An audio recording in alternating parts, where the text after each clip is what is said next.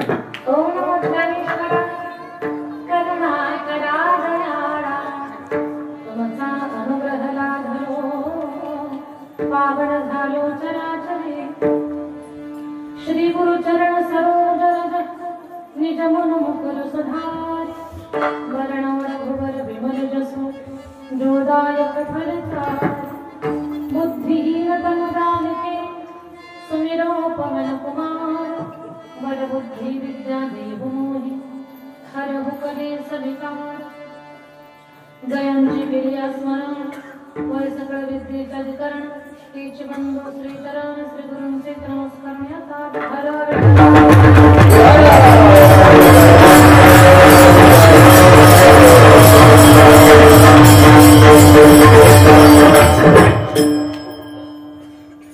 माझ्या विठोबाचा कैसा प्रेम भाव आपणची देव होय गुरु पडी देह भाव करवी वासना अंतिते आतना भाषणावे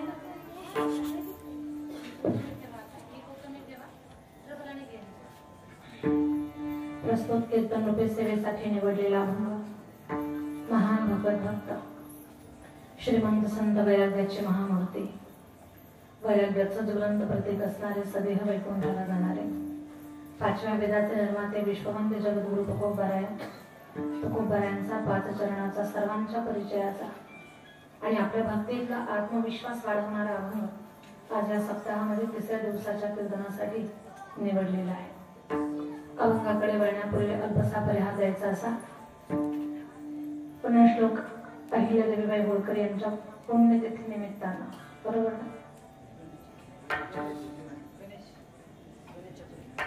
गणेश चतुर्थी निमित्तानं गणेश जयंती गणेश चतुर्थी निमित्तानं माऊली महाराज सोडके हरिभक्त नवनाथ महाराज पंढरपूरकर यांच्या मार्गदर्शनाखाली संपन्न होत असलेला अखंड हरिनाम सप्ताह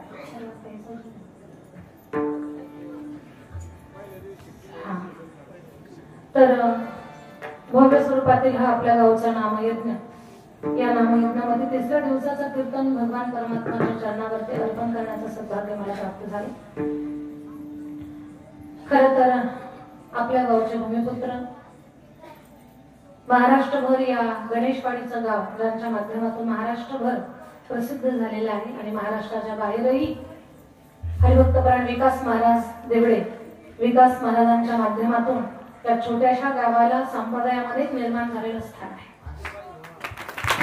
आणि सरळ स्वभाव आहे, सज्जन स्वभाव आहे, तरुण तडफदार व्यक्तिमत्व आहे, परमार्थामध्ये एक खूप काही चांगलं करण्याची उमेद, सर्वांचे साथ, तुम्हा सर्वांचा आशीर्वाद आणि महाराष्ट्रातल्या सर्व मातब्बर कीर्तनकार मंडळीचं प्रेम स्नेह ज्येष्ठांचा आशीर्वाद घेऊन ज्यांचा यशस्वी प्रवास चालू आहे, ज्ञानोबा तुकोबारायांचा आशीर्वाद घेऊन ज्यांचा परमार्थ आणि प्रपंच या दोन्ही गोष्टींची अगदी व्यवस्थित सुखावर ज्यांची एक ही प्रवास यात्रा आहे.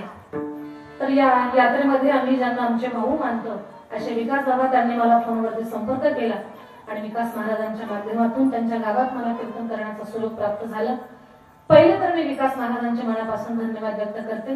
दुसरे धन्यवाद तुम्हा सगळ्यांचे की तुम्ही त्यांच्या विचाराला अनुमोदन दिलं किंवा आपल्या सगळ्यांच्या वतीने ही सेवा माझ्याकडे प्राप्त झाली.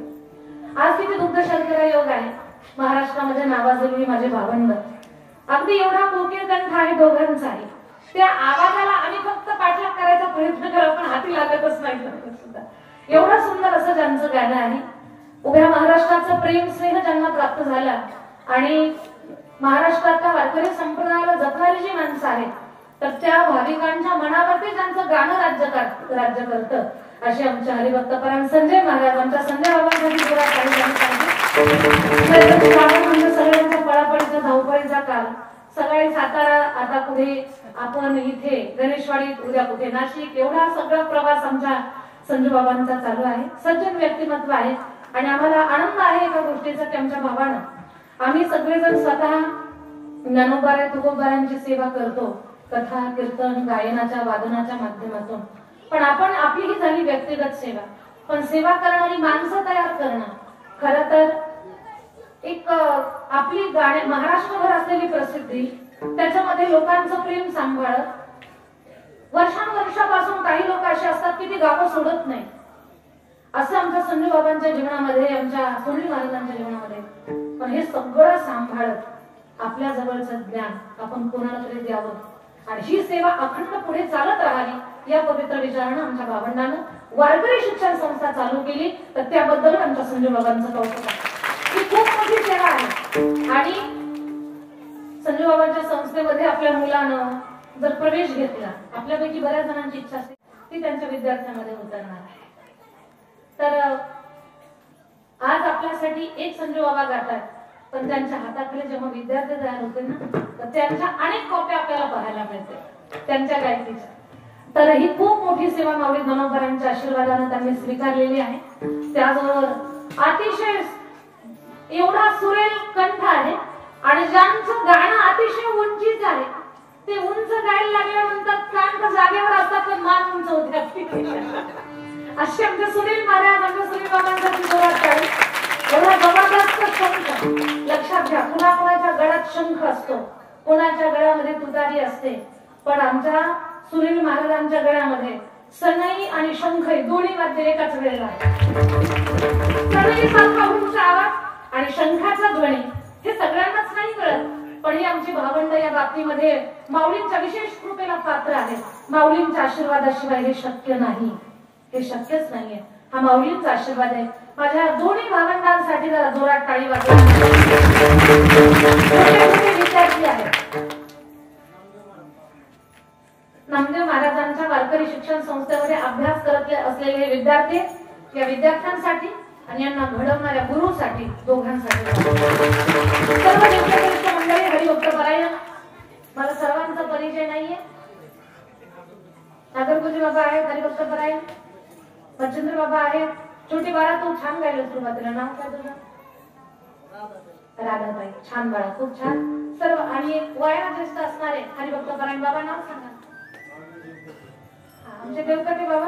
देवकते बाबांची मला ओळख आहे. मी खूप जुन्या खूप दिवसापासून देवकते बाबांना ओळखते. अश्वत्थलिंग संस्थान पिंपळवंडी. तर पिंपळवंडी संस्थांवरती आमच्या बाबांच्या सानिध्यामध्ये आपले देवकते बाबा असतात. पुन्हा एकदा तुमचं दर्शन झालं, मला आनंद वाटला. आणि माझी विद्यार्थिनी ईश्वरी आहे, इतर विद्यार्थिनी आहे. मृदंगाची फार गोड अशी साथ देणारे हरिभक्त परायण तेजस महाराज. तुमचं वाजवणं तेजस्वी आहे. त्यांचा वाजवण्याला खूप तयारी आहे, खूप अभ्यास करताय तुम्ही. आणि खरं ना, तुमच्या तब्येतीच्या मानाने वाजवणं जास्त आहे. म्हणजे भरत बाबांची कशी परिस्थिती आहे, तब्येत काटून वाजवणं स्पीडनं, तशी एक कॉपी, एक प्रतिमा आम्हाला तेजस महाराज तुमच्यामध्ये दिसते. आम्हाला भविष्यातले पठाडे महाराज तुमच्यात पाहायचे. खूप अभ्यास करा, खूप शुभेच्छा. पक्वाज हे पुरुषाचं वाद्य आहे, ते का मुलीनं किती ताकदीनं वाजवावं, याचं आदर्श उदाहरण म्हणजे आमचे भाविक आहे. आणि जर बाबा तुम्हाला सांगायला आवडेल, मला भाविका फक्त पक्वाजच वाजवते असं नाही. आता मुलगी आहे, थोडी ताकद कमी जास्त पडते, पण ती तबला पण वाजवते, ढोलक वाजवते, ऍक्टरपॅड वाजवते, ते ड्रम असतात ना, वाद्यातले सगळेच वाद्य तिला वाजवता येतात. हे तिचं विशेष कौतुक आहे. तुमचे साथ देणारे हरिभक्त परायण बाबा, तुम्हालाही माझं सादर वंदन, सप्रेम जय्यारी आहे. इथे आमचे ओम साई युट्यूब चॅनल आहे. या चॅनलवरती हा कार्यक्रम तुम्हाला पुन्हा पुन्हा कीर्तनाची सेवा पाहायला मिळेल. तिथे कोणी कथाकार, कीर्तनकार, प्रवचनकार, खूप चांगल्या पद्धतीची साऊंड सिस्टीम आहे. चोपदार बाबा आहेत, विनेकरी आहेत, विनेकरी ताई आहेत. करपडी या गावामध्ये, गावावरून आलेले आमचे काळे भाऊ आहेत. 10-15 वर्षापूर्वी त्यांनी माझं कीर्तन त्यांच्या गावात ठेवलं होतं, तेव्हा मला कीर्तन नीट करता येत नव्हतं. 15 वर्षापेक्षा जास्त काळ झाला असेल. पण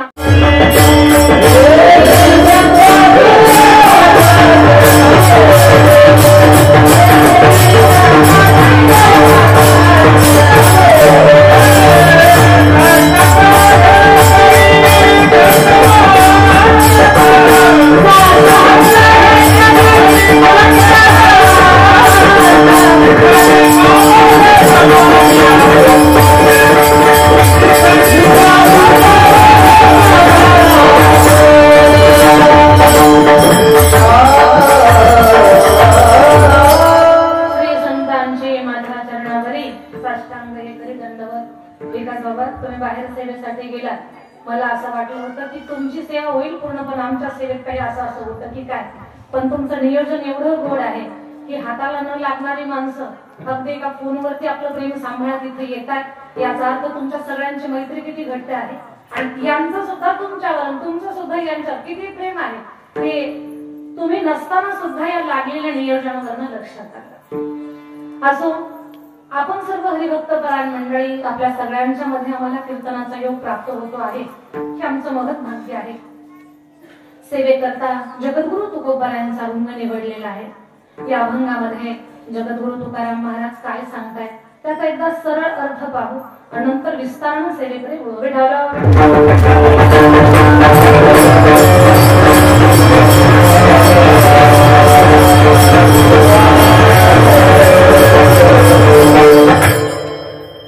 जगद्गुरु तुकोबाराया फार सुंदर भाव या अभंगामध्ये म्हणतो. आपण भक्ती करतो, आपण उपासना करतो, पंढरपूरची वारी करतो, गळ्यामध्ये पवित्र तुळशीची माळ घालतो, आपण तासनतास पूजा पाठ करतो, आठवडा भजन करतो, एकादशीचं व्रत करतो, देवघर आपली गच्च भरलेली असतात, तीर्थक्षेत्रावर जातो तर एक तरी देव घरी घेऊन येतो आपण.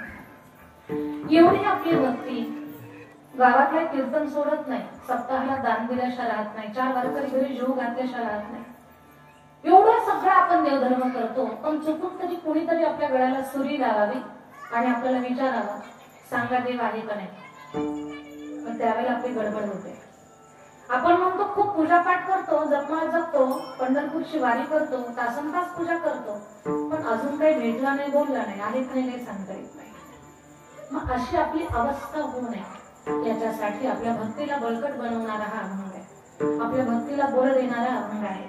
या अभंगामध्ये जगद्गुरु तुकोबारा एक सांगण्याचा खूप मोठा महाराजांचा एक प्रयास आहे. आपल्या अंतःकरणाला एक गोष्ट बिंबवण्याचं काम ते करतात की बाबांनो, ज्या पांडुरंगाची भक्ती तुम्ही करताना ती सगळी सेवा तो स्वीकारतो. ज्या पटीमध्ये आपण ईश्वरावरती प्रेम करतो त्याच्या अधिक पटीनं भगवान आपल्यावरती प्रेम करत असतो. त्याचा प्रेमभाव असा आहे, माझ्या विठोबाचा कैसा प्रेमभाव आणि आपणाची देव आणि देव स्वतःच देव पण विसरतो आणि भक्ताच्या बाबतीमध्ये भक्तांना जी कल्पना करावी तसा तो रूप, तसं तो पद भूषवत असतो किंवा तसं रूप तो धारण करतो. भगवान भक्ताचं अंतःकरण वाचतो, पडिये देह भाव पुरवी वासना.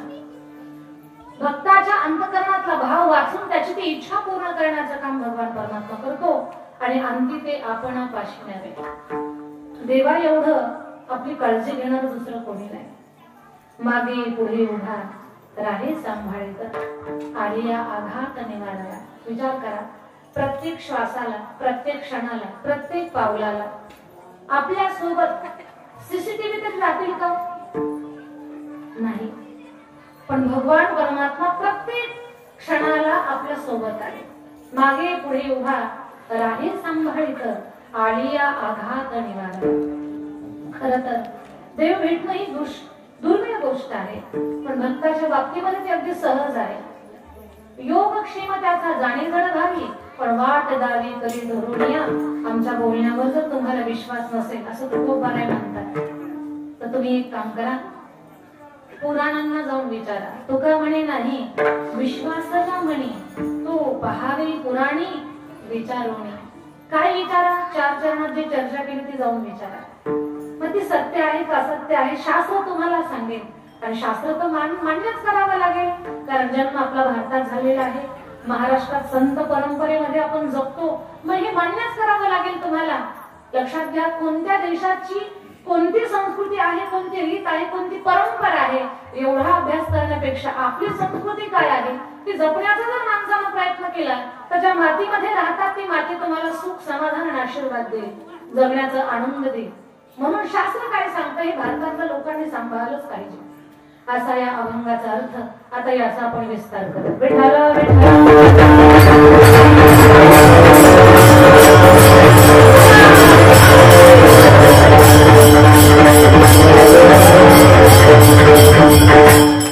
जगद्गुरु तुकोबारायांचा अभंग आहे. महाराष्ट्राच्या मातीमध्ये साधू संत, शूर, वीर, क्रांतिकारक सगळेच अद्भुत मंडळी, तेजस्वी, ओजस्वी मंडळी या मातीमध्ये पाहायला मिळतात. राष्ट्राचं नाव मोठं करण्यासाठी 3 प्रकारच्या लोकांचं योगदान असतं. 3 सजावत देश को, सती संत और शूर. 3 लजावत देश को, कपटी कायर क्रूर. 3 सजावत देश को, सती संत और शूर. 3 लजावत देश को, कपटी कायर और क्रूर. राष्ट्राचं नाव 3 लोक मोठं करतात, 3 प्रकारचे, सती, संत आणि शूर. सतीनं संस्कार लावायचे, संतांनी संस्कृती सांभाळायची आणि शूरानं देशाचं संरक्षण करायचं. सतीनं संस्कार लावायचे. संस्कार. माझ्या ताई दादांना माझ्या बोलण्याचा खूप थोडासा छान विचार करा. भारत देशाच्या उन्नतीमध्ये माझ्या माता वर्गाचं खूप मोठं योगदान आहे. स्त्री जातीचं खूप मोठं योगदान आहे. भारतातल्या प्रत्येक यशस्वी पुरुषाच्या पाठीमागे एका स्त्री शक्तीचा हात आहे. मग ती मातृशक्ती असेल अथवा ती पत्नी असेल अथवा ती बहीण असेल, मग इथं तुम्ही कोणतेही नाते पहा, यशस्वी पुरुषाच्या पाठीमागे स्त्री शक्तीचा हात आहे. एका स्त्रीने जर ठरवलं तर तिच्यामध्ये इतिहास बदलण्याची ताकद आहे. स्त्रीनं कधी स्वतःला सामान्य समजू नये. ती जेव्हा हातामध्ये पुस्तक घेते तेव्हा तीच तर सरस्वती असते. जेव्हा आपण हातात पुस्तक घेतो तेव्हा आपण सरस्वती असतो. जेव्हा आपण घरातल्या लोकांना स्वयंपाक बनवून खाऊ घालतो तेव्हा आपणच अन्नपूर्णा असतो. जेव्हा घरातलं कोणी जर आजारी पडेल, कपाळावरती पट्टी मिठाची लावताना त्या घरातली रेणुका आपणच असतात. घरावर जर संकट आलं तर सगळ्यात पुढे जेव्हा तुम्ही धावताना तेव्हा त्या घरातले दुर्गा तुम्हीच असतात. आणि राशीचं माप ओलांडून एखाद्याचं जीवन जेव्हा तुम्ही परिपूर्ण बनवता तेव्हा त्या घरातली लक्ष्मी तुम्हीच असतात. सामर्थ्य नाहीये, प्रचंड सामर्थ्य आहे. माझ्या शब्दाचा अभ्यास करा. पृथ्वीमध्ये जी ताकद आहे ना, पृथ्वीमध्ये नवनिर्मितीची ताकद आहे, ती ताकद स्त्रीमध्ये आहे. माझ्या ताईंना माझ्या शब्दांचा विपर्यास न करता माझ्या शब्दांना खूप चांगल्या पद्धतीने घ्या. स्त्री नवनिर्मिती करते, नवीन जीव निर्माण करते. त्या जन्माला घातलेल्या जीवाला ती घडवते, ती वाढवते, त्याला संस्कार देते. मडकं घडवत असताना, मातीला आकार देत असताना कुंभार दादाची जी जबाबदारी आहे ना, त्याही पेक्षा या मासाच्या गोळ्याला आकार देत असताना आईची त्याच्यापेक्षा मोठी भूमिका आहे. मोठी भूमिका आहे. एका स्त्री शक्तीने स्वतःला ओळखलं तर तिनं या मातीला एक प्रतिसूर्य दिला. ज्या सूर्यामुळे आज आपल्या गळ्यात माळ, गळ्यात टाळ, भाडावर बुक्का, कपाळावर कुंकू, दारामध्ये तुळस, मंदिरावर कळस, महिलांच्या नाकात नथ आणि पुरुषांच्या ओठावर मिशी कुणामुळे जिवंत असेल तर केवळ महाराष्ट्राचे राजे छत्रपती शिवाजी महाराजांनी. छत्रपती शिवाजी महाराज हा प्रतिसूर्य, हा क्रांतीसूर्य दिला कोणी? या मातीमध्ये चाललेला अन्याय अत्याचार जिला पाहत नव्हता, जी रोज भवानीला प्रार्थना करत होती आणि म्हणत होती 10 हत्तीचं बळ दे मला, माझ्या तलवारीमध्ये तू येऊन थांब आणि हे काम जर तुला माझ्या हातनं करायला घ्यायचं नसेल तर असा पुत्र माझ्या पोटी जन्माला घाल की त्या पुत्रानं या सर्व राक्षसांना मारलं पाहिजे, या सर्व राक्षसांचा नाश केला पाहिजे. अशी भगवतीला प्रार्थना करणारी, जिनं स्वराज्याचं स्वप्न पाहिलंय, शिवरायांनी ते पूर्ण केलंय, पण पाहणारा वेगळा आहे. नेहमीच एक गोष्ट सांगते मी, स्वप्न असावीत मासाहेबांसारखी. आपल्यालाही स्वप्न पडतात पण त्या स्वप्नाला कुठला अर्थही नसतो आणि चवही नसते. बेचव आणि नरर्थक आपले स्वप्न असतात. स्वप्न आपल्यालाही पडतात पण त्या स्वप्नांना अर्थ नाही. स्वप्न म्हणतात कशाला हेच बऱ्यापैकी कळत नाही. अरे सपने ओ नहीं होते जो सोने पे आते हैं, सपने ओ नहीं होते जो सोने पे आते हैं, सपने तो ओ होते हैं जो सोने ही नहीं देते. स्वप्न ते असतात जी झोपूच देत नाही, झोपल्यावर पडतात. तो पित्त दोष आहे, पित्त प्रकृती. पित्तामुळे तुम्हाला झालेला तो त्रास आहे. आम्हालाही स्वप्न पडतात, जागरण केल्यावर आम्हाला पित्त वाढतं. स्वप्नात आम्ही फक्त पाकिटच पाहतो.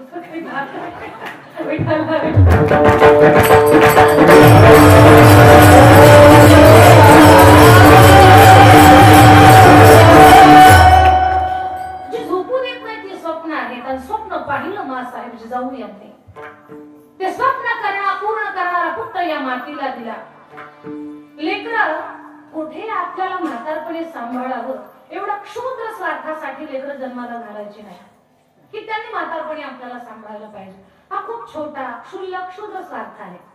लेकरं याच्यासाठी जन्माला घाला, त्या लेकरांना असे संस्कार द्या आणि या उद्देशाने लेकरू जन्माला घाला की त्या लेकरानं, आपण जन्माला घातलेल्या लेकरानं भलेही आपल्याला नाही सांभाळलं तरी चालेल पण पुढचं ऐका.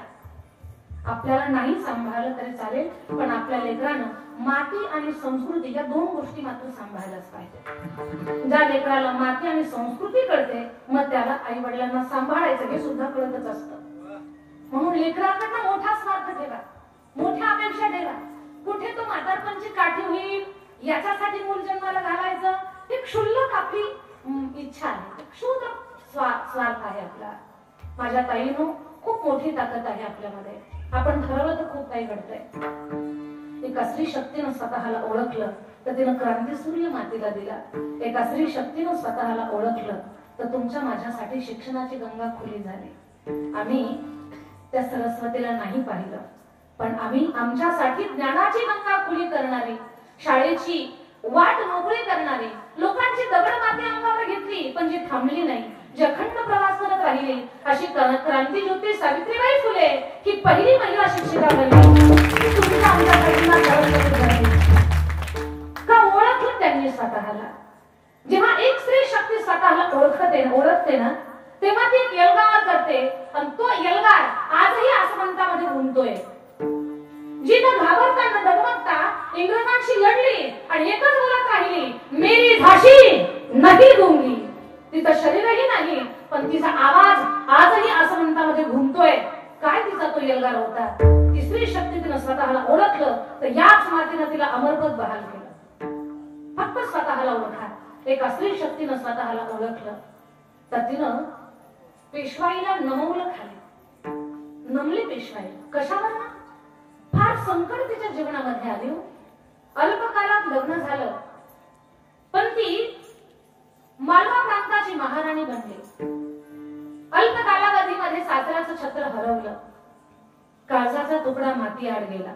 होता जावाई आधार, तो सुद्धा संपला. पण जी डगमगली नाही, जी थांबली नाही, भगवान शंकराचं शिवलिंग हातामध्ये घेऊन जिनं परमार्थ आणि राज्यसत्ता, धर्मसत्ता, राज्यसत्ता या दोन्ही सत्तांचा जिनं संगम घातला, आणि जी स्वतःच्या जीवनामध्ये खऱ्या अर्थानं प्रापंचिक जीवनात भले आपल्या नजरेला अपयश असेल, पण जी स्वतः यशस्वी ठरली. आजही प्रत्येक ज्योतिर्लिंगाच्या मंदिरामध्ये जा, ज्या त्या मातृशक्तीचा पुतळा, तिची प्रतिमा, तिच्याबद्दलचा शिलालेख आपल्याला मंदिरांच्या भिंतीवरती कोरलेला पाहायला मिळतो. मंदिरांच्या इतिहासामध्ये त्या इतिहासाच्या पानावरती कुठेतरी त्या मातृशक्तीचं नाव आपल्याला पाहायला मिळतं. त्या मातृशक्तीचं नाव सांगणारे मी तुम्हाला. एकटी स्त्री शासन करते ही गोष्ट थोडीशी सहन नाही झाली, आणि ठरवलं की आपण राज्य हडप करायचं. पण पत्र पाठवलं बातमी कानावर आल्याबरोबर, पेशवाई आपण येणार आहात आमचं राज्य हडप करायला, काही हरकत नाही, आम्ही सुद्धा युद्धासाठी रणभूमीवर उतरणार आहोत. पण माझ्यासोबत पुरुष सैनिकांसहित 5000 महिला सैनिक आहेत. या महिला सैनिकांसोबत तुम्हाला लढावं लागेल.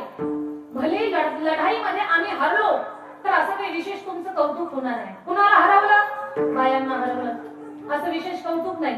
पण यदा कदाचित कर्मधर्म संयोगानं जर तुम्ही हरला तर तुम्हाला दाखवायला तोंड सुद्धा राहणार नाही. कपभर पाण्यात जीव द्यावा लागेल, जाता जीव जाणार नाही. याचा अभ्यास करा, नंतरच लढाईला उतरा. एका पत्रात पेशवाई गार झाली आणि पेशवाईनं पत्र पाठवलं, देवीजी आम्ही लढण्यासाठी येणार नाही, तुमचं राज्य हडप करणार नाही, आम्ही तर भाऊबीजेसाठी येणार आहोत. तुमच्या राज्याच्या संरक्षणाची जबाबदारी आमच्यावरती आहे. एका पत्रामध्ये जी पेशवाईला गार करते अशी पुण्यश्लोक अहिल्यादेवी होळकर. पण माझ्या ताईनं स्त्रीमध्ये प्रचंड ताकद आहे. आपलं जीवन फक्त सखूची सून आली का राधाची सून गेली का एवढं चिंतन करण्यासाठी नाहीये. समजून घ्या, एवढ्यासाठी जीवन नाहीये. आपलं जीवन खूप मौल्यवान आहे, खूप बहुमोल आहे. फक्त याला समजून घ्या. प्रचंड ताकद आहे आपल्यामध्ये.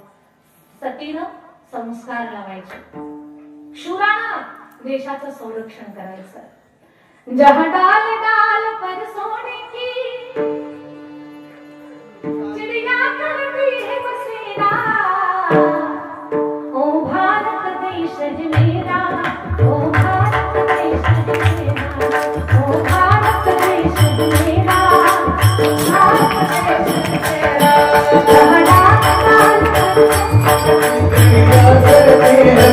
डाल जहाँ डाल डाल पर सोने की चिड़िया करती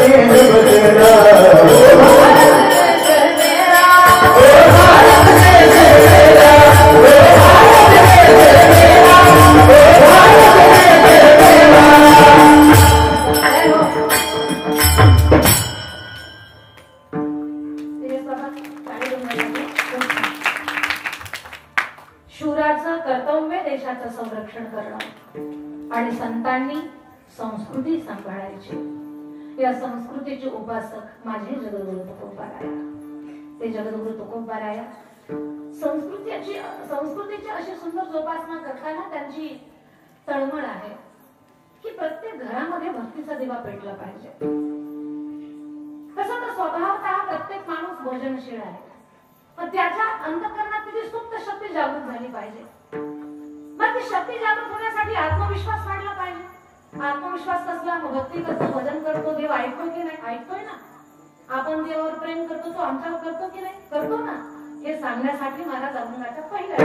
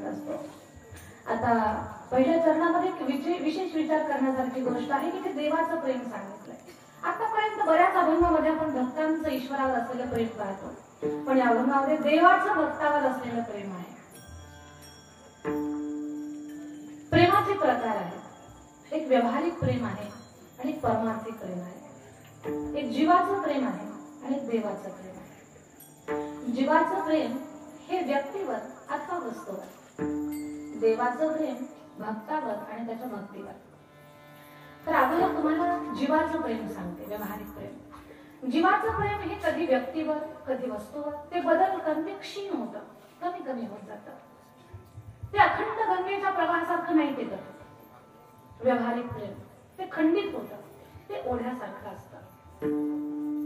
ईश्वराचं भक्तावर असलेलं प्रेम हे मोठ्या नदीच्या प्रवाहासारखं आहे, ते कधी खंडित होत नाही, ते अखंड आहे, ते वाढतं, ते बदलत नाही। तर जीवाचं प्रेम आहे का? जीवाचं प्रेम हे बदलतं, कधी व्यक्तीवर, कधी वस्तूवर, ते खंडित होतं, ते क्षीण होतं, ते व्यावहारिक प्रेम, ते जीवाचं प्रेम. हे माझं बोलणं तुम्हाला अधिक कळावं याच्यासाठी मी एक उदाहरण सांगते तुम्हाला. श्रीमंत घरची बाई होती, तिला दागदागिन्याचा खूप छंद. सोन्या पुढे तिला सणाची सुद्धा किंमत नाही. तिला सोनं खूप आवडायचं. असंही आमच्या महिला मंडळाला सोनं खूप आवडतं. सोनं खायला देतं का? झोपल्या काका काय गणेशवाडी? सोनं पोटाला देतं का? मान तरी हलवा. सोनं पोटाला देत नाही, पण त्याच्याशिवाय पोट भरत नाही. एवढा सोन्याचा छंद असतो. महिला मंडळाला खूप सोनं आवडतं. एक श्रीमंत घरची बाई, तिला सोन्या नाण्याचा खूप छंद. दागिन्यापुढे काही सुचत नाही. संक्रांतीचा सण आला की महिलांची पहिली मागणी असते, आमच्या महिला दिवाळी जुन्या साडीवर करते, पण संक्रांतीला त्यांना नवीनच साडी पाहिजे. त्याच्यामुळे संक्रांतीच्या सणाच्या दिवशी जसा काल बैलांचा पोळा झाला ना, असला भयान पोळा असतो ना, आणि मग सुंदर शृंगार करून भारी भारी साड्या घालून तासून तास पार्लर मध्ये, आणि मग ती वाणाचं ताट निघाल्याच गावामध्ये, गवळणीचा थाट असा निघाला. प्रत्येक देवाला मंदिरात कमी आणि गर्दीत जास्त. हिला औक्षणकर ओळखीची नसली तरी पण औक्षणकर. आता लक्षात घ्या, औक्षण करताना कपाळ भर कुंकू पांगलेलं असतो. का बरं? तर ते कुंकू लावताना कपाळाकडे लक्ष कमी आणि साईड पिन कडे जास्त असतं. ज्या बाईला आपण कुंकू लावतो तिच्या अंगावरची साडी कशी, केवढ्याची, काठ कशी, व तिची माझी तुलना, या गोष्टी चालतात. तर संक्रांतीच्या दिवशी सगळं चाललेलं असतं. संक्रांतीच्या दिवशी आमच्या महिलांना सोन्याचा दागिना पाहिजे. तसंच एक गणेशवाडीतलीच एक श्रीमंत घरची स्त्री आहे. नाव कीर्तन झाल्यावर सांगते, असून थांबायचं आता काही सांगत. श्रीमंत घरची बाई, सोन्याचा छंद. मालकाला म्हणते, बंडीचे बाप्पा रोख त्याचा बाबा, मला या सणाला कोणता दागिना देतात? तो म्हटला की तुला सगळे दागिने आहेत. ती म्हटली मला असा दागिना पाहिजे की तो असा माझ्या मनातला एक आगळ्या वेगळ्या पद्धतीचा. आणि खरं सांगते, तिला खूप दागिने होते. तुझे बाबा किती दागिने होते तिला? पुतळ्या होत्या,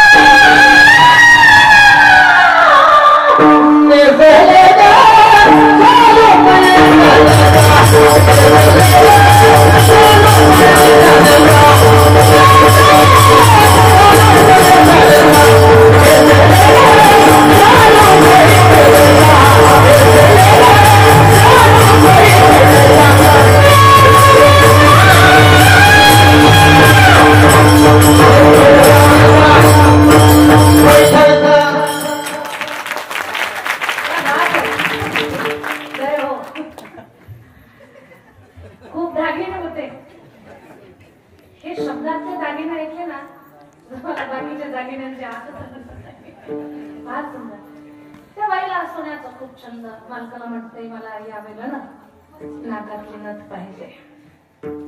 तो म्हटला अगं मागच्याच तर सणाला तुला 2 ग्रॅमची नथ घेतली. ती म्हटली मला आता 2 तोड्याची नथ पाहिजे. नथ कुठं 2 तोड्याची असते का गणेशवाडी? पण बाई खूप आगाव. ती म्हटली मला 2 तोळ्याचीच नथ पाहिजे. तो म्हटला 2 काय 10 तोळ्याची घेतो, पण आपल्या नाकाचं माप तर पाहावं. ती म्हटली आता माझ्या नाकाचं माप काढायचं नाही, मुकाट्याला नथ घेऊन या. ऐकलं त्यानं, गेला 2 तोळ्याची नथ घेऊन आला. बाई मात्र विचित्र, नाकातच नथ घातली कपाटाच्या समोर गेली. जशी नाकात नथ घातली नागपुडी खाली आली. नागपुडी फुगवायची तरी पण नथ. बाई खूप कठीण, तिने जोरानं वरती नथ बांधली. नथला असा जोर बांधला वरती कपाटात पाहायची. तेवढा तिचा मालक म्हटला बाबाची मान अख्ख्या गणेशवाडीत तुझ्यासारखं नाक नाही पाहिजे, एवढं सुंदर. मालकाला कौतुक केलं पण पोट भरायला. गल्लीतल्या आया बाया बोलावल्या. राधा आसरा दगडा दोंडा केसरा मुंडा सुरेखा शीतल मेघा शमा कांचा सगळ्यांना बोलावलं. एका हातामध्ये चहाचा कप द्यायचे, दुसऱ्या हातात नथ दाखवायची. म्हणायची पहा ना आमच्या पप्याच्या बापांना किती गोड नथ आणली. बाया पण एवढ्या विचित्र, चहा पिपर्यंत तिचं कौतुक करायच्या. बाई लक्ष्मी सारख्या दिसतात, किती सुंदर नथ दिसत नाही. चहा पिपर्यंत तिला लक्ष्मी म्हणायच्या. आणि चहा पिऊन घराच्या बाहेर पडल्या की म्हणायची दुसरं भूतानच दिसत. एक तर म्हटली सुरेश बाबा एक तर काय बोलली, म्हटली बाई ही म्हशीच्या नखात व्यसन घातला, कारण ही काळी आणि ही नथ पिवळी. कशी विचित्र दिसली बाई. बाया काय बोलतील काही सांगता येत नाही. आणि मग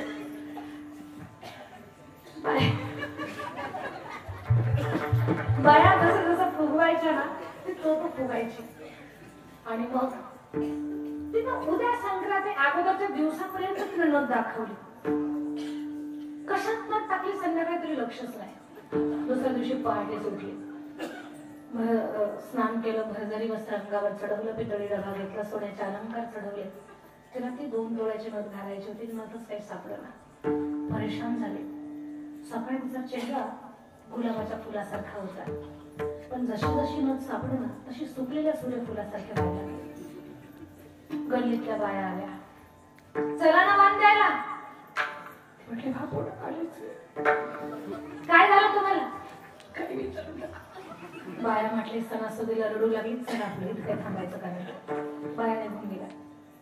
आता आपल्या गल्लीतल्या बाया दिसल्या, त्यात आपली मंडळी दिसली नाही तर माणूस विचारणार का नाही आमच्या घरचे कसे दिसणार. हे पारावर बसलेलं होतं. त्यांना विचार अक्का आमच्या घरचे कसे काय दिसना. बाया म्हटले घरात रडत बसले. का जाऊन विचारा.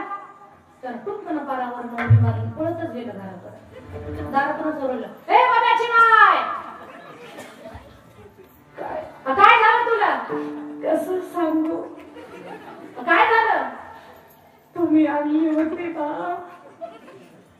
तुम्ही आणली होती शब्दाला वेलांटी लागली होती. त्याचा बीपी थोडासा वाढायला लागला, कारण शब्दाची वेलांटी फार कठीण आहे. हा म्हटलं की काय आणली होती? तुम्हीच आणली होती. म्हटलं मी काय आणली होती? ती म्हटलं तुम्हीच आणली होती. हा म्हटलं काय आणली होती? पटकन सांग जीव जायचा. ती म्हटली तुम्ही 2 तोळ्याची हा म्हटला नथ आणली होती. ती म्हटली हो तेच मला म्हणायचं होतं. तो म्हटलं पटकन म्हणायचं मला जीव गेला सांगणार. ती म्हटली नथ सापडेना. हा म्हणतोय पहा घरच्या लक्ष्मीनं सणासुदीला रडायचं नसतं. तो रडू नको, तुझी नथ मी शोधू लागतो. घर पाहिलं, कपाट, किचन, हॉल, बेड, बाथरूम सगळं पाहिलं, पण नथ सापडली नाही. जो जो नथ सापडेना बाईचा सूर तो उंच होऊ लागला. खूप रडते ती. तो समजावून सांगता अगं लक्ष्मी असं रडायचं नसतं. आणि रडणाऱ्या माणसाची गंमत सांगते तुम्हाला. रडू नको म्हणणारे जोपर्यंत आहे तोपर्यंत रडायला बोल, मोठ्यानं रडणार. समजावून सांगायला वैतागले रडा नाही तर पडा चाललो आम्ही. ते म्हणतात नंतर रडतो, नंतर रडतच नाही. गणित आहे गणित. भांडणं सोडवायला जोपर्यंत आहे तोपर्यंत फाडून टाकीन. सोडणारे आहेत तोपर्यंत अरे मागे हो बाबा, त्याला कापून खातो. ते म्हणतं सोडणार भांडण कर, नाही तर मग चाललो राहिलेले भांडण नंतर पाहू आपण. हे सूत्र आहे. तसं बाईला समजावून सांगता येतो. तो बाई रडते. बाई रडणं काही थांबना. हा म्हणतो बघायची माय, तू रडू नको ग, मी तुला किती वेळा सांगतो रडू नको. आपली मागच्या ग्रॅमची 2 ग्रॅमची घाल मागच्या वेळेसची, तुला पुढच्या सणाला आणि 2 काय 10 तोळ्याची करतो, पण जा वेळ चालली बांध द्यायची. ती म्हटली नाही, मला 2 तोळ्याचीच घालायची होती. तो म्हटलं कशामुळे? मला सेल्फी काढायची होती. काय सेल्फी? हे दचकलं. हिचं काही रडणं थांबणार, कणकी काही पुरून जाईना, कारण हिचं रडणं थांबल्याशिवाय पुराची कोणी तशी तयार नाही. मग यानं खिशातून फोन काढला. हॅलो सोनार मामा, 2 तोळ्याची न तयार ठेवा, मी आलोय. हिच्या लक्षात आलं आता हे न थांबायला जाणार. मग आता ही म्हणते चहा ठेवू का? हा म्हटला मला जिवंत ठेवायचं असेल तर ठेव छान. तिला गॅस पेटवला, पातेला ठेवलं, पाणी टाकलं, दूध टाकलं, चहा पावडर टाकली, साखरेचा डबा खाली घेतला, झाकण उघडलं, अशी उंजळ भरून साखर घेतली. गमत आहे का गणेशबाई, त्या उंजळीतल्या साखरेतच तिची नोट आली. जोरात चिरकली, त्याला वाटलं चिटकलीच शिकलेला. काय झालं काय झालं? अहो माझी मग सापडली. ती म्हटली आता तुम्हीच चहा शिजवा, तुम्हीच प्या. ते खंडित होतं. हे व्यवहारिक प्रेम आहे, हे जीवाचं प्रेम आहे. पण ईश्वराचं जे भक्तावर असलेलं प्रेम आहे ना, ते फार सुंदर आहे. ते न खंडित होणार आहे.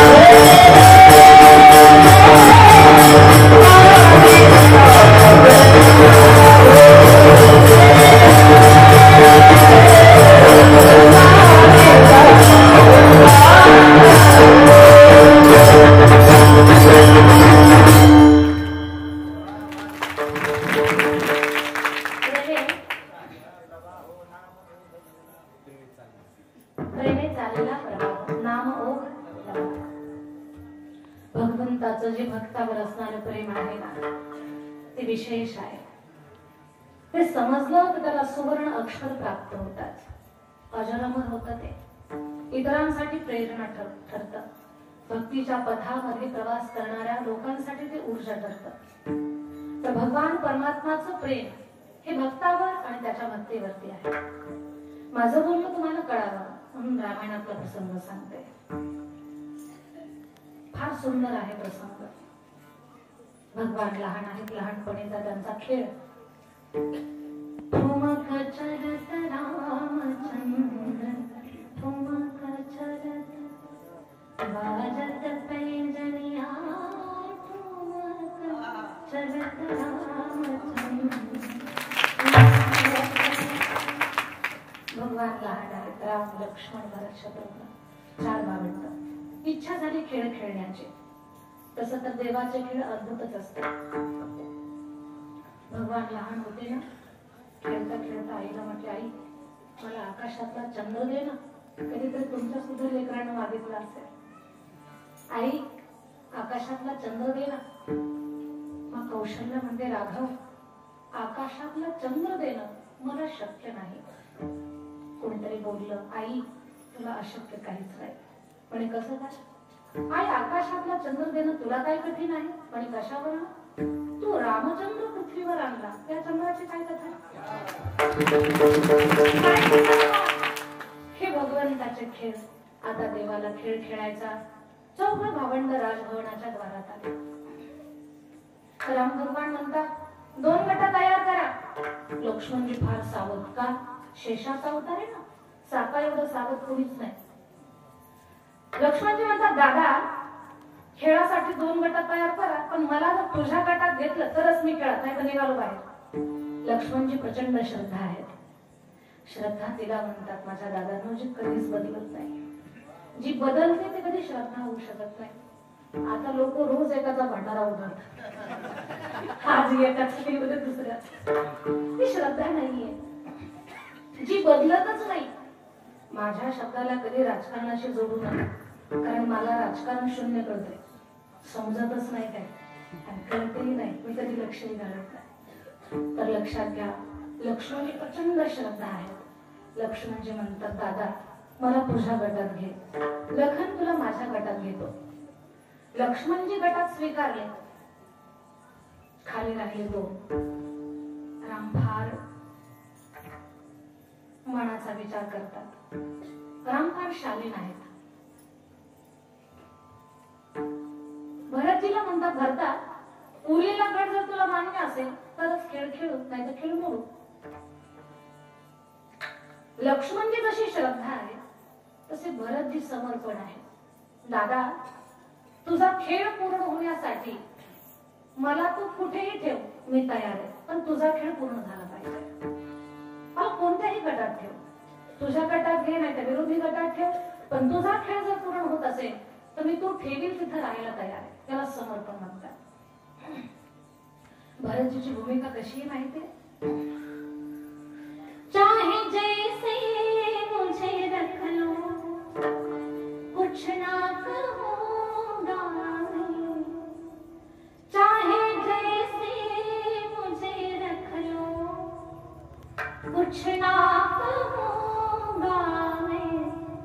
तेरा ही था, तेरा ही हूँ, तेरा रहूंगा मैं. तेरा ही था, तेरा ही हूँ, तेरा रहूंगा मैं.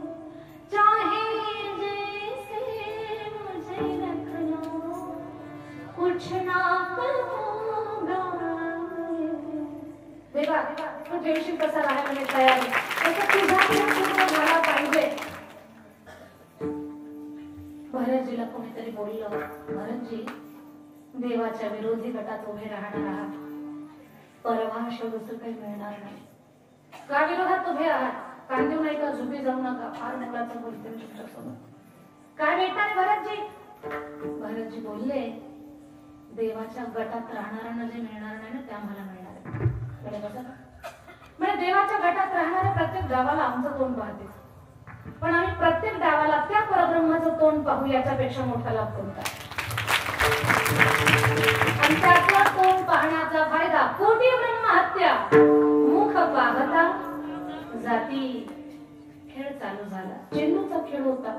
भरतजी जोरात चेंडू मारत होते पायात.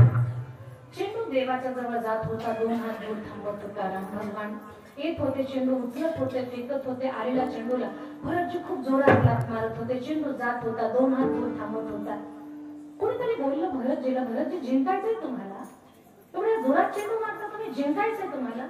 भरतजी म्हटले, मला जिंकायचंय म्हणून मी चेंडूला जोरात लाथ मारत नाही. मग म्हणे, याला मी परब्रह्माजवळ पाठवतोय, देवाच्या जवळ ढकलतोय. पण हे एवढं फुटक्या नशिबाचं आहे. जातं 2 हात दूर लांब थांबतात, जवळ जातात 2 हात दूर थांबतात. देवाच्या जवळ पाठवूनही जे देवापासून 2 हात दूर अंतर ठेवून राहतात ते लाथाचेच मालक असतात. म्हणून मी याला लाथ मारतो, लोकांना सांगतोय. भगवान, तुम्ही सुद्धा लाथ मारा. भगवान म्हटले, नाही. आता देवाचा प्रेम भाव पहा. भगवान म्हणतात, नाही मारणार मी लाथ. का? पण माझा भरत साधू आहे, संत आहे. संताच्या चरणाला स्पर्श करून जो माझ्याकडे येतो, भले माझ्यापर्यंत येत असताना तो थकला भागला नाही पोहोचू शकला, तर मी त्याच्यापर्यंत चालत जातो. हाच माझ्या भगवंताचा प्रेमभाव. कैसा प्रेमभाव होता, ऐसा प्रेमभाव माझ्या विठोबाचा, कैसा प्रेमभाव आपणची देव होय.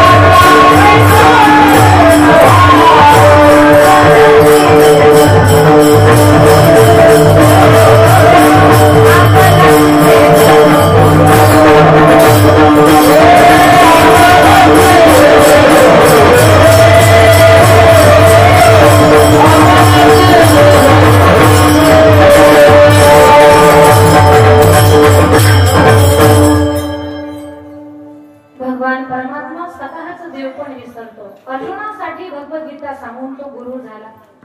फक्त अर्जुनासाठीच नाही तर कृष्ण वंदे जगद्गुरु बनला. आपणची देव होय गुरु. भगवान भक्ताचं अंतःकरणही वाचतो. अभंगाचं दुसरं चरण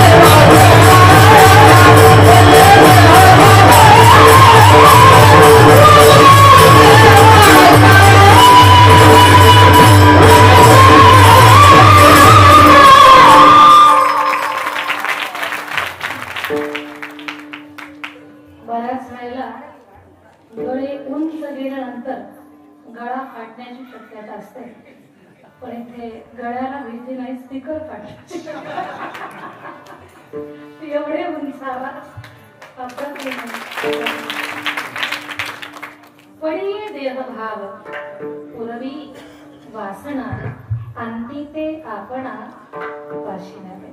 वेळ संपली आपली, पण ते एकच सांगायचं आहे, भगवान परमात्मा भक्ताचं अंतकरण वाचतो. प्रसंग रामायणातला. राम भगवंतानं रावण मारला, अयोध्येला आले. एवढा आनंद होता अयोध्येमध्ये. रघुपती आले, सीता आली, आज अयोध्या पावन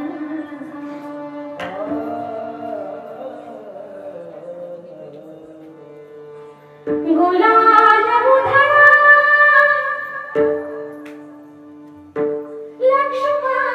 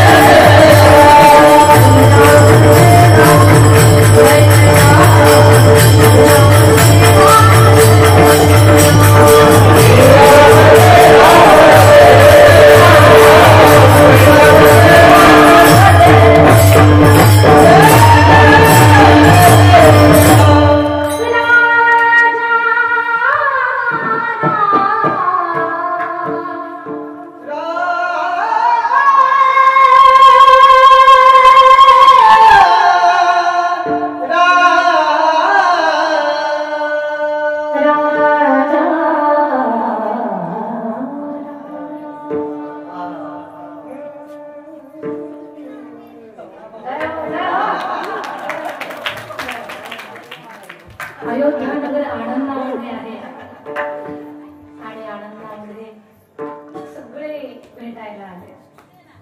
खरंच आता एवढं सुंदर झालं ना, असं वाटतंय इथंच थांबावं. थोडं आमच्या विकासावाची इच्छा पुढे पुढे सरका, थोडं पुढे सरका. तर मग खूप आनंद. जनकजी भेटायला आले, भेटून गेले, एक विनंती केली. खूप थकला आहात, जावयाला बोलतात खूप थकला आहात, सासरवाडीला काही दिवस विश्रांतीसाठी या. समजदार जावई हॅलो म्हटल्यावर आलो म्हणत नाही. हॅलो म्हटलं की आलो, अरे आलो नाही, पुढचं ऐकून घ्या. समजदार जावई ऐकून घेतात. नाही येणं होणार, बाबा असते तर आलो असतो, पण नाही, आता माझ्यावर खूप मोठी जबाबदारी, एक दिवस तरी या. ठीक आहे. राम तयार झाले सासरवाडीला एक दिवस पाहुणचार घेण्यासाठी जायला. थोडं शांततेत आहे का, खूप छान आहे. आणि मग राम जाणार, सगळ्या वानरांची इच्छा जागी झाली, आपल्याला पण जायचं देवाच्या सासरवाडीला. मग जावयाचा जेवढा थाट होईल तेवढा आपला पण थाट होणार आहे. जावयाचा जो मान सन्मान होणार आहे तोच मान सन्मान आपल्याकडे. कारण जनकजी खूप समजदार आहे. जावयाला घट्ट दुधाची बासुंदी आणि जावया सोबतच्या आलेल्या रावळ्यांना, पाहुणे नाही रावळे, त्या रावळ्यांना पातळ बासुंदी, हा समजदार सासरा असं कधीच करणार नाही. जे आपल्या जावयाला तेच आलेल्या पाहुण्यांना. जनकजी त्यांच्यापैकी आहेत. तर जावई मग जावया जाऊन थाट होणार तो आपला होणार। सगळे वानर म्हणतात भगवान हमें भी आने दो, हम भी आना चाहते, आपका ससुराल देखना चाहते। भगवान सोचने लगे अगर हम इन लोगों को लेकर गए ससुराल में तो मान बढ़ाने के लिए जाते हैं, सम्मान प्राप्त करने के लिए जाते हैं, हम इनको लेकर जाएंगे तो ये लोग हमारी नाक कटवा डालेंगे। म्हणजे नाक कटवाने के लिए तो कोई नहीं जाता ससुराल में, आमचं नाक कापते नाही किंवा अपमान करतील। ही वानर आहेत हे शिस्तीत नाही राहू शकत। भगवान म्हटले मी तुम्हाला घेऊन जाणार नाही, तुम्ही शिस्तीत राहणार नाही। भगवान आम्ही सांगतोय तुम्हाला एकही खोडी करणार नाही, कुणाच्या घरावर चढणार नाही, पत्र्यावर दगड फेकणार नाही, झाडावर चढणार नाही, कुणाच्या दारातली रांगोळी मोडणार नाही, एकही खोडी करणार नाही, आम्हाला घेऊन जा। आणि माहितीये मला झाडं पाहिल्यानंतर वानरांना समाधी लावा असं कोणी म्हणू शकत नाही। तुम्ही उड्या मारणार, घरावर चढणार, सासरवाडीत माझा अपमान करणार। भगवान आम्ही एकही चूक करणार नाही। पण भगवान म्हटले अजिबात तुम्हाला घेऊन जाणार नाही।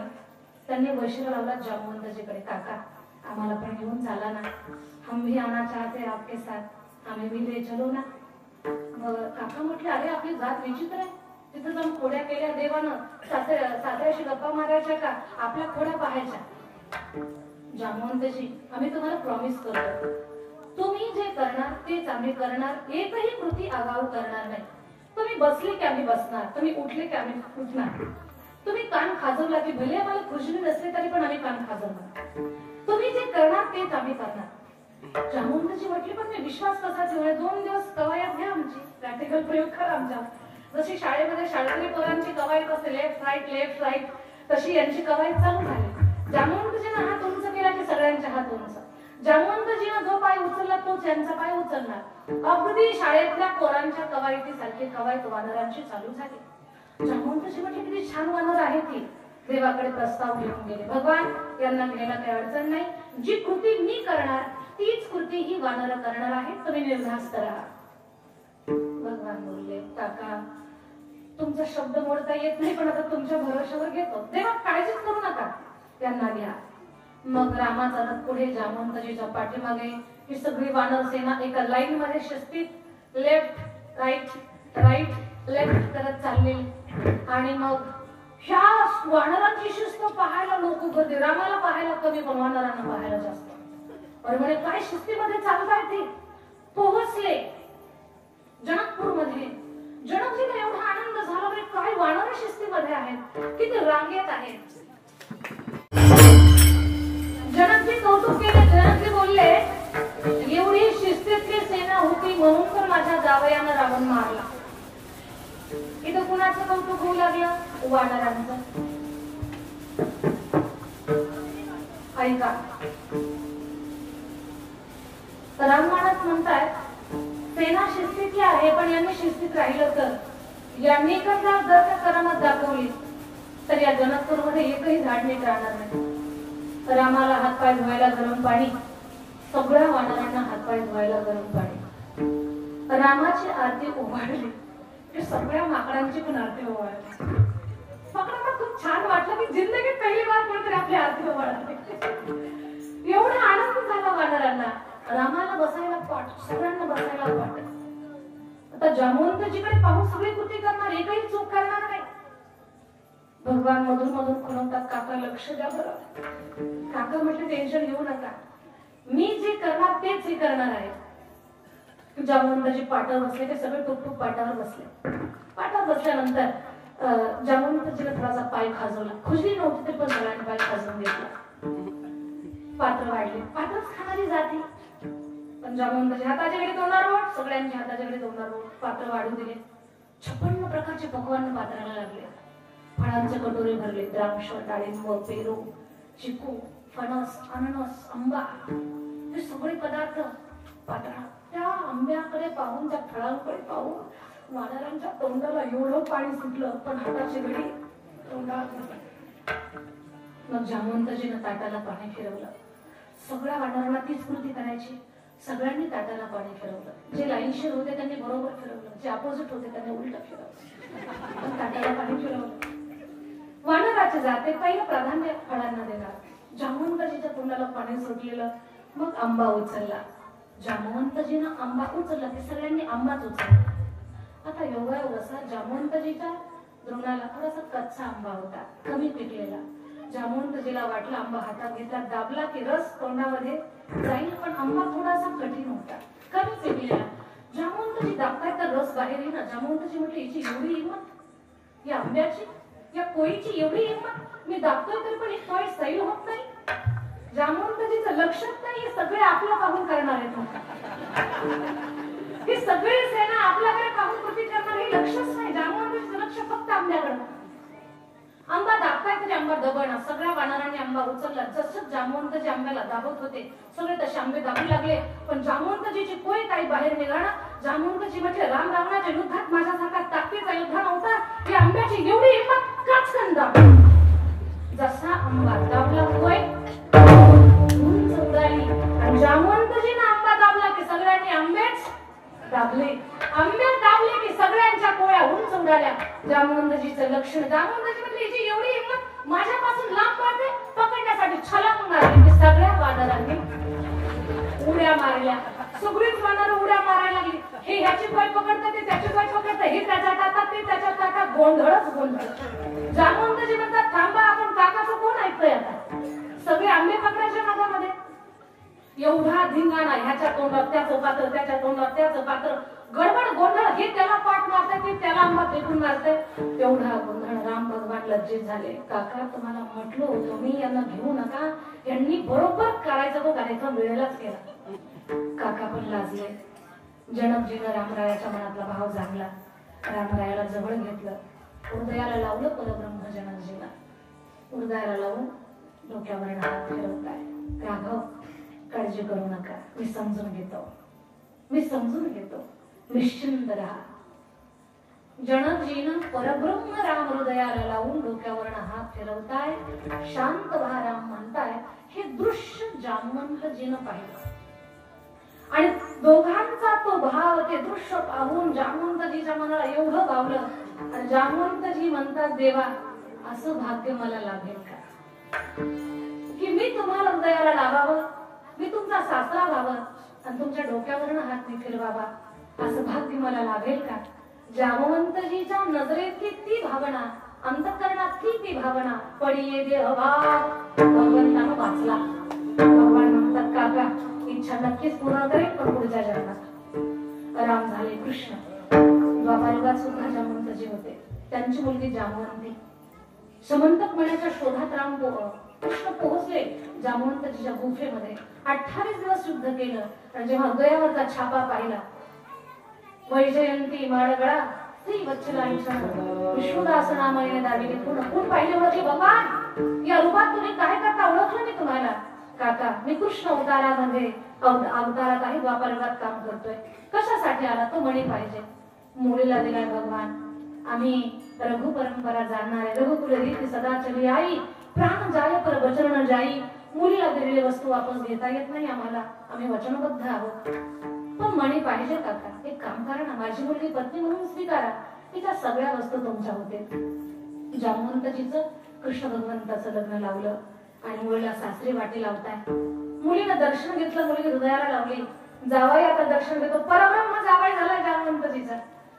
भगवंत पायाकडे झुकणार, उचललं जामवंत काकांनी, हृदयाला लावलं. जो भाव दशरथजीचा रामरायाला हृदयाला लावल्यानंतर होता, त्या भावाच्या पूर्तता झाली. परब्रह्म हृदयाला आहे. आणि जामवंतजी असा हात फिरवताय, डोक्यावरनं हात फिरवताय, आणि याच दृश्याकडे पाहून आता हे दुसरं जन्म सार्थ झालंय. पडिये देहभाव पुरवी वासना. केली काय पूर्ण जामवंतजीची इच्छा, आणि ते आपण पाशी नाही. जर भगवान परमात्माला एका अस्वलाचा भाव कळतो, आपण माणसं आहोत, आपला भाव का कळणार नाही. पण भगवान परमात्मालाही आपला भाव कळावा, याच्यासाठी अंतःकरणातला सद्भाव जागा होणं फार गरजेचं आहे. म्हणून पडिये देहभाव पुरवी वासना, अंती ते आपणा पाशी न्यावे, मागे पुढे उभा राही सांभाळे. प्रमाणे याच्यासाठी तुकोबारांचंच आहे. जिथे जातो तेथे तुम्हाला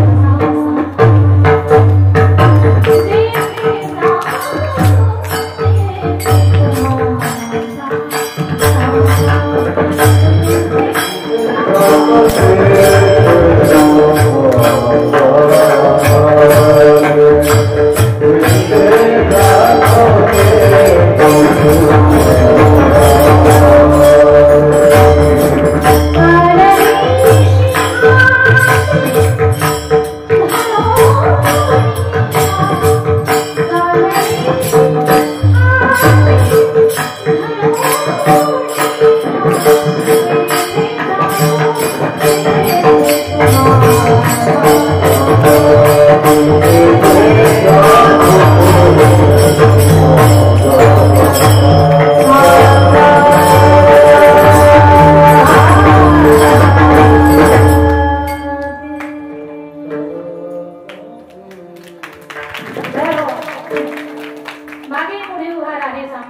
कार्याघात निवारया.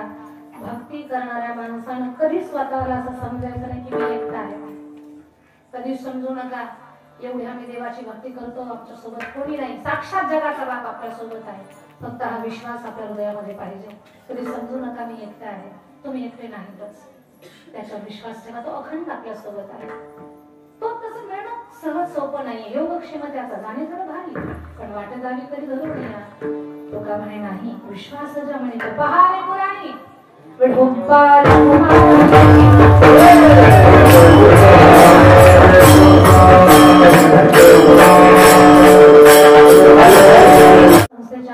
देवस्थानच्या अंतर्गत आपण मुलींची वारकरी शिक्षण संस्था चालवतो. 250 ते 350 दरम्यान मुली आपल्याकडे कीर्तनाचा अभ्यास करतात. 200, 250, 300 मुली सांभाळणं हे एवढं सोपं नाही. घरात 2 पोरी सांभाळायच्या अवघड असतात. हे करून घेतात माऊली, हे मी करत नाही. मी म्हटलं की गर्व होतो, गर्वाचे घर खाली असतात. हे मी नाही करत, माऊली करून घेतात. बस या कामामध्ये तुम्हाला पवित्र मनानं सहकार्य करायचं. छोट्याशा कामात मदत केली, कामामध्ये मदत केल्यानंतर चांगल्या कामात मदत केली ना तर गरिबी येत नसते. तुम्हाला पुण्य मिळत असतं, चांगल्या कामाला बळ मिळत असतं.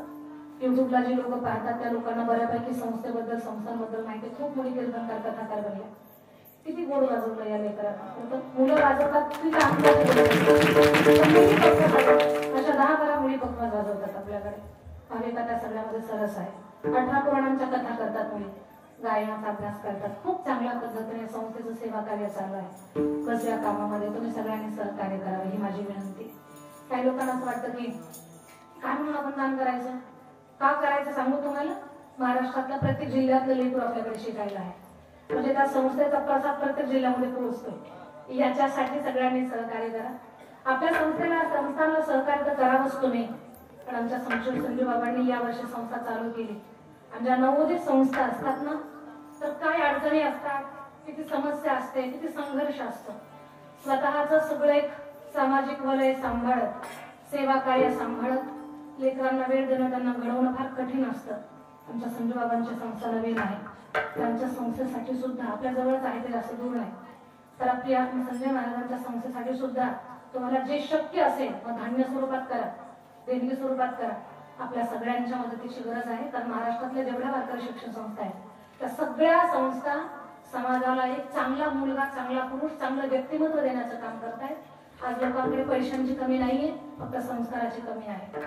लोकांकडे पैसा खूप आहे, त्या पैशाच्या बळावर बोलावं कसं, वागावं कसं, चालावं कसं हे माणसाला समज राहील नाही, किंवा माणसं समजून सुद्धा विशिष्ट सारखे लागतात. मग आपल्याला पैसा असतानाही तुम्ही नीतीत जगा. खूप धनवान असाल तरी नम्र राहा, गुणवान असाल तरी पण तुम्ही सगळ्यांचा आदर करायला शिका. हे शिकवणार एवढंच एक क्षेत्र आहे. आणि ह्या क्षेत्रामध्ये आपल्याला नम्रता, सद्विचार, सद्गुण या सगळ्या गोष्टी शिकवल्या जातात. ज्ञानोबाराय शिकवतात, आम्ही कुणी काही करत नाहीये. फक्त माऊलींची जी सेवा आम्ही हातात धरली ना, तर या कामाला आपण सगळ्यांनी सहकार्य करावं. संजय बाबांच्या संस्थेला सहकार्य करा ही माझी आग्रहाची विनंती तुम्हाला. आणि जगदंबा संस्थांसाठी एक तरी तुमच्या कष्टाच्या पैशाची वीट लागावी ही माझी स्वतःची अपेक्षा आहे. कारण शासनाला सुद्धा कुठल्या मोठ्या मंदिराला देणगी देता येत नाही, मंदिराच्या बांधकामाला. म्हणून तुम्ही सगळ्यांनी संस्थांसाठी सहकार्य करावं ही माझी विनंती. झालेली सेवा माऊलींच्या चरणी अर्पण करते. आमच्या विकास बाबांचे खूप धन्यवाद. आज मी तुमच्या गावात आले, तिकडे सुद्धा येताना संस्था तुमचीच आहे. कधीतरी यायचंय, मुलींना मार्गदर्शन करायचंय, ज्ञानाच्या 4 गोष्टी सांगायच्या. हा एक बहिणीचा आग्रह आहे तुम्हाला. कधीतरी या जगदंबा संस्थांना भेट द्या. आमचे संजू बाबा असतील, अजून सुनील बाबांचं येणं झालं नाही, पण सुनील महाराज आपल्या संस्थेतल्या विद्यार्थ्यांना त्यांचं जे क्षेत्र आहे म्हणजे त्यांचं राहण्याचं, तसं तर महाराष्ट्रात पूर्ण क्षेत्र आहे या सगळ्यांचं.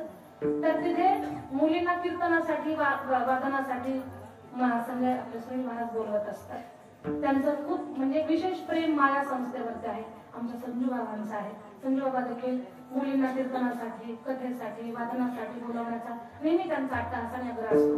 मुली जर गाऊ लागल्या तर त्यांना प्रोत्साहन देणं, शाबासकी देणं, या सगळ्या गोष्टी ही सगळी माझी भावंड करतात. म्हणजे माझं जे काम आहे 50% वाटून घेतात. तर म्हणून या सगळ्या चांगल्या कामासाठी तुम्ही सगळ्यांनी सहकार्य करावं ही विनंती. झालेली सेवा माऊलींच्या चरणी अर्पण करते. उशीर पण झाला, गडा बसताना म्हणजे बऱ्याच दिवसापासून कसा बसले तो गडा नसता, यांच्या गड्यावरतीच काम चालू आहे माझं.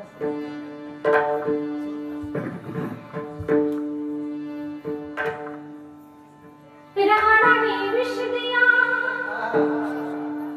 मानो अमृत पिया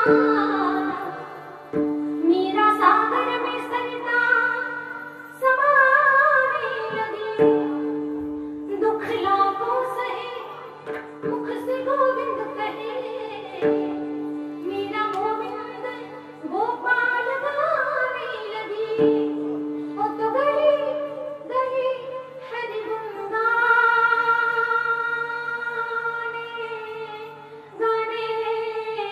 लगी ऐसे लागी